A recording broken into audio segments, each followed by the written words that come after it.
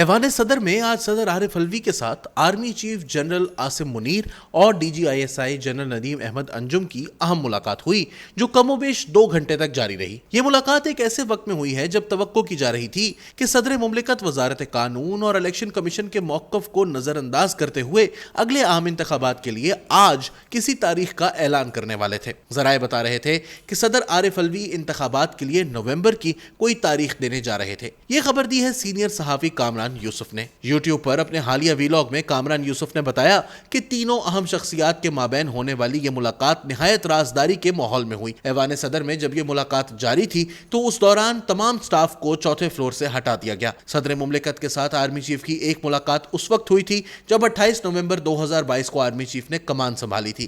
اس کے بعد اب دونوں کی ملاقات ہوئی ہے۔ اس دوران ان دونوں کے درمیان کوئی ملاقات کم از کم آفیشلی نہیں ہوئی۔ اس ملاقات کے حوالے سے نہ آئی ایس پی آر کی جانب سے کوئی پریس ریلیز جاری کی گئی ہے اور نہ ہی ایوان صدر نے کوئی بیان دیا ہے۔ اس ملاقات میں کون سے معاملات زیر بحث آئے، اس حوالے سے حتمی طور پر تو بس یہی 3 شخصیات جانتی ہیں۔ تاہم قیاس کیا جا سکتا ہے کہ اس میں آرمی ایکٹ اور آفیشل سیکرٹس ایکٹ ترمیمی بلوں پر صدر کے ٹویٹ کے بعد پیش آنے والی صورتحال پر ضرور بات چیت کی گئی ہوگی۔ مذکورہ بلوں سے متعلق صدر عارف الوی کے موقف کے بعد پاکستان کو عالمی سطح پر ہزیمت کا سامنا کرنا پڑا تھا۔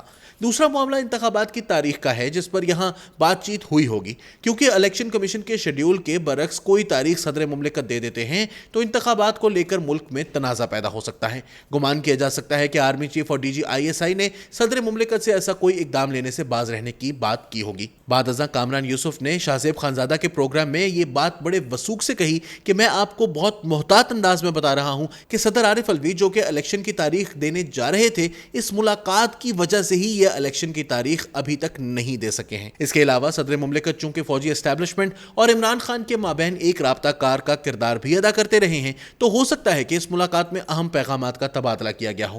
یہ بھی ممکن ہے کہ پس پردہ 1999 کی طرح کا کوئی منصوبہ بن رہا ہو جس میں عمران خان کو ملک سے باہر بھیجوانے کا انتظام کروایا جا رہا ہو۔ 1999 میں نواز شریف کو اسی طرح سعودی عرب کی مدد سے ملک سے باہر جانے کی اجازت دلوائی گئی تھی اور نواز شریف سعودیہ چلے گئے تھے۔ پاکستان میں جس طرح حالات راتوں رات بدل جاتے ہیں تو ہو سکتا ہے عمران خان کی سزا معطلی اور انہیں ملک سے باہر بھیجوانے کا کوئی پس پردہ منصوبہ ترتیب پا رہا ہو۔ یہاں یہ سوال پیدا ہوتا ہے کہ کیا عمران خان باہر چلے جائیں گے؟ عمران خان کے ملک سے باہر جانے کا انحصار 2 باتوں پر ہے۔ پہلی یہ کہ کیا عمران خان سیاست سے لا تعلق ہونے اور ملک چھوڑنے کی حامی بھر لیں گے، جبکہ دوسری بات یہ کہ کیا کوئی ملک ان کی گارنٹی دینے کو تیار ہو جائے گا۔ عمران خان ماضی میں متعدد مرتبہ کہہ چکے ہیں کہ وہ ملک چھوڑ کر باہر نہیں جائیں گے اور ان کے حامی بھی عمران خان سے یہی توقع رکھتے ہیں کہ وہ نواز شریف کی طرح ملک چھوڑ کر نہ جائیں۔ لیکن یہ پاکستان کی سیاست ہے جس میں کچھ بھی ہو سکتا ہے۔ چیزیں دیکھتے ہی دیکھتے بدل جاتی ہیں اور موجودہ تناظر میں ہونے والی یہ ملاقات نہایت معنی خیز ہے۔